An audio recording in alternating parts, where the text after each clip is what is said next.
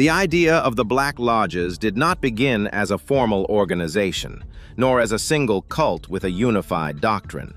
Instead, it emerged from a far older, more elusive concept within occult history: the belief that alongside every group dedicated to spiritual illumination, there exists a shadow reflection devoted to power, distortion, and control.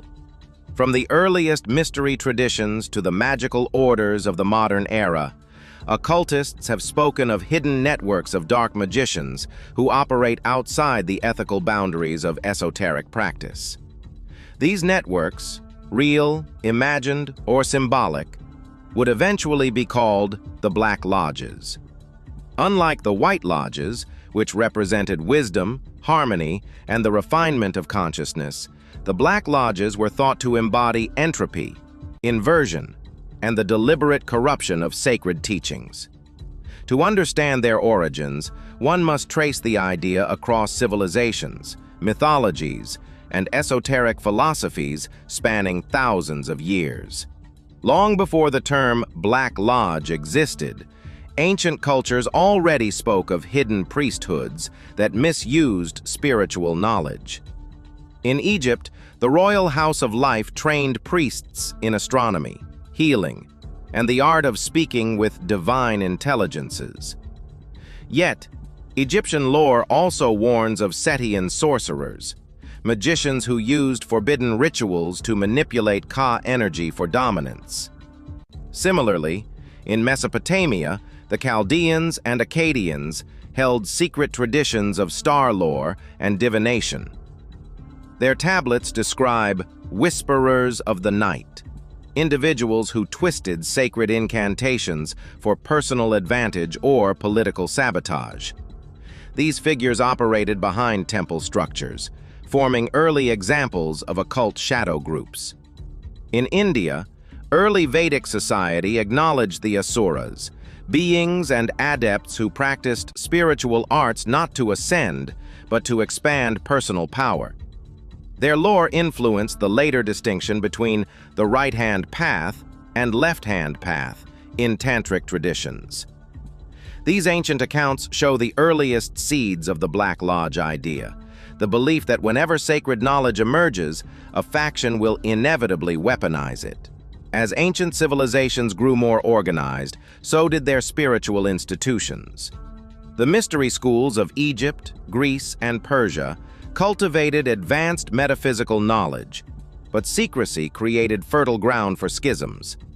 In the Eleusinian mysteries, initiates underwent a transformative journey intended to reveal the immortality of the soul. Yet writings from the early Hermeticists warn of groups that performed counterfeit versions of these rites, stripping away the ethical core and using them to influence dreams, political outcomes, and personal fortunes. Persian occult lore, built on Zoroastrian dualism, sharpened this divide. Magicians aligned with Ahura Mazda cultivated truth and cosmic order, while those serving Ahriman practiced deception, illusion, and energetic manipulation. Though mythic in structure, this dualistic model shaped later esoteric thinking. Every order of light has a counter-order of shadow. The concept of the Black Lodge, though unnamed, became a recurring archetype in mystical traditions. It represented not merely a corrupt group, but a structural inevitability, an esoteric entropy that mirrored spiritual progress with spiritual decay. In the medieval era, Europe saw the rise of alchemy, Kabbalah, and Christian mysticism. Alongside these traditions came deep anxiety about clandestine groups using forbidden arts. The witch trials, though historically complex, were fueled in part by the fear of secret covens practicing harmful magic. While the accused were often innocent, the imagery of a hidden network of sorcerers united under dark intent became embedded in cultural consciousness.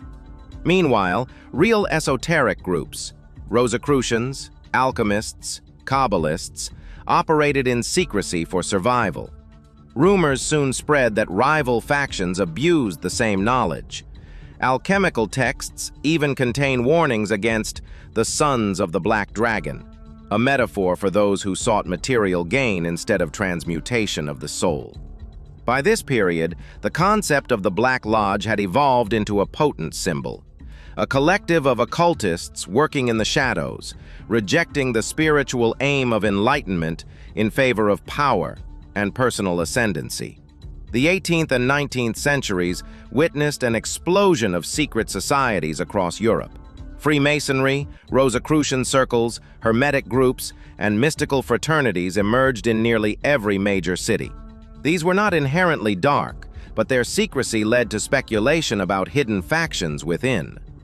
Esoteric writers like Eliphas Levi, Pappus, and Helena Blavatsky began describing a metaphysical struggle between the Great White Brotherhood, a symbolic order of enlightened adepts guiding humanity, and the Brotherhood of the Shadow, its dark counterpart.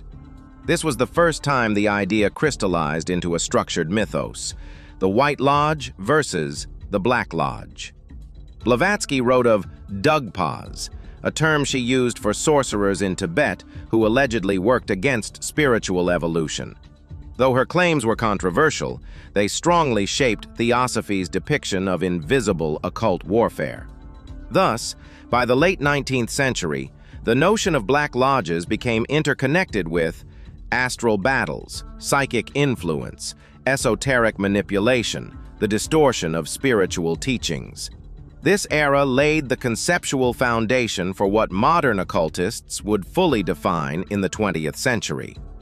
The most influential period for the modern understanding of Black Lodges came with the Hermetic Order of the Golden Dawn and its dramatic internal conflicts.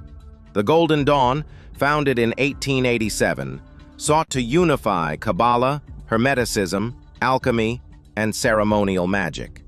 But internal disputes fractured it into competing factions.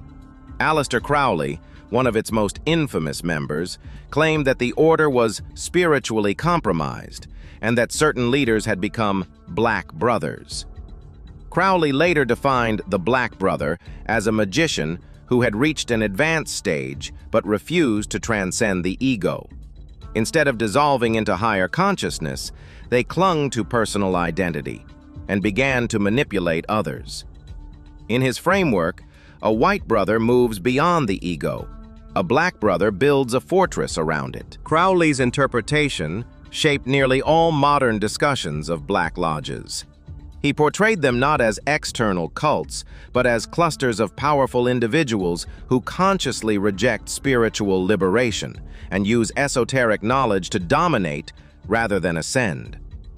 This psychological, spiritual definition influenced occult movements worldwide. In the 20th century, the concept of the Black Lodge expanded in three major directions.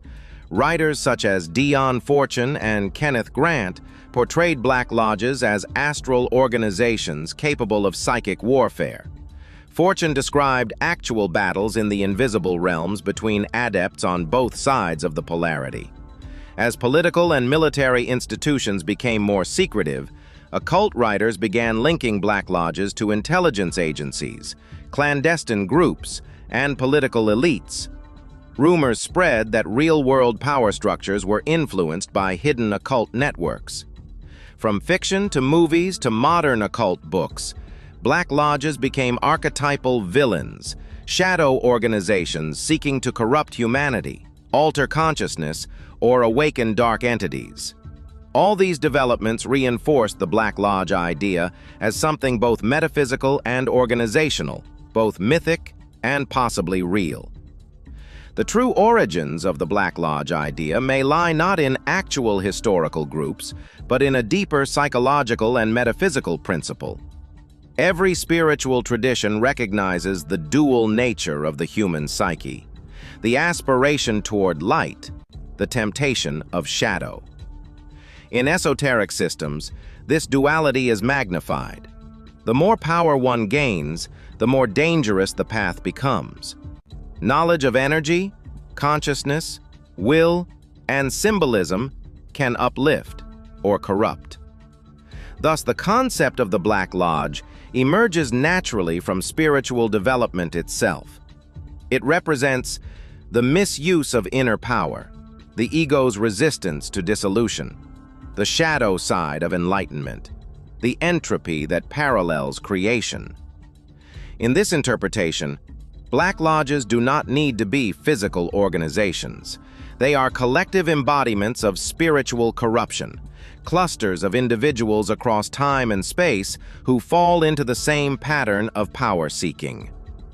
When seen as a whole, the hidden origins of the Black Lodges reflect a universal pattern in occult thinking. Ancient civilizations feared sorcerers who misused knowledge.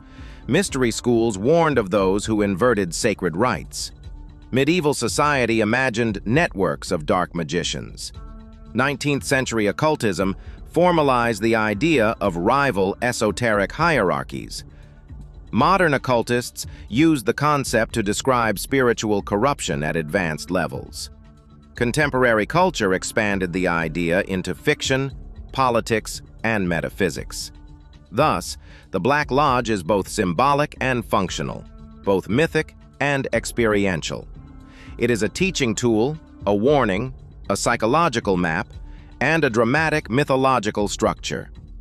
The hidden origins of the Black Lodges lie not in any single historical event or organization, but in the timeless shadow of the esoteric path itself. Whenever sacred knowledge arises, there is always a possibility of its distortion. Whenever individuals seek enlightenment, others seek power. Whenever mystery traditions arise, counter-traditions form in the darkness. The Black Lodge, whether viewed as an astral hierarchy, a symbolic construct, or a mythic warning, represents this eternal tension. It is the shadow in the temple, the unbalanced force behind the veil, the dark reflection of humanity's thirst for transcendence. And it remains one of the most compelling and mysterious concepts in all of occult history.